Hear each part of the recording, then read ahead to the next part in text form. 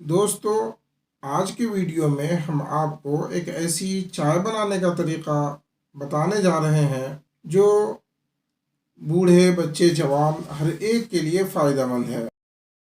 یہ عام چائے سے ہٹ کر یہ الگ ہی چائے ہے۔ یہ جسم کو طاقت دیتا ہے اور خوش ذائقہ بھی ہے۔ سر کے بھاری پن کو ختم کرتا ہے۔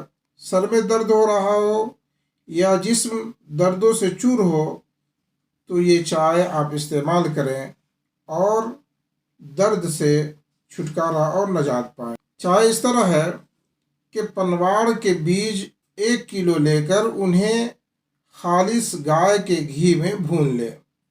یہ دھیان رہے کہ بیج جلنے نہ پائے۔ پھر ان بیجوں کو پیس کر سفوف بنا لیں۔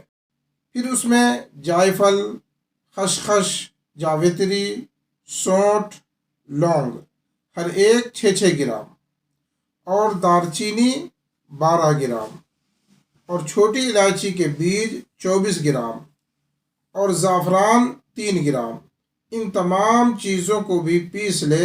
ان کا سفوف بنا کر کے پنواڑ والے سفوف میں اس کو شامل کر لیں، مکس کر لیں۔ آپ کی یہ چائے تیار ہے۔ بنانے کا طریقہ جیسے عام چائے ہے اسی طرح آدھی چمچ جو ہے اس سفوف کو ڈال کر کے پکائیں۔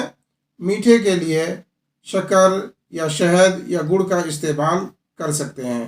یہ چائے پئیں اور جو ہے ہر طرح سے تندرست رہیں اور سر درد، بدن کے درد اور جسمانی کوئی بھی درد ہو یہ جو ہے دم دبا کر بھاگ جائیں گے۔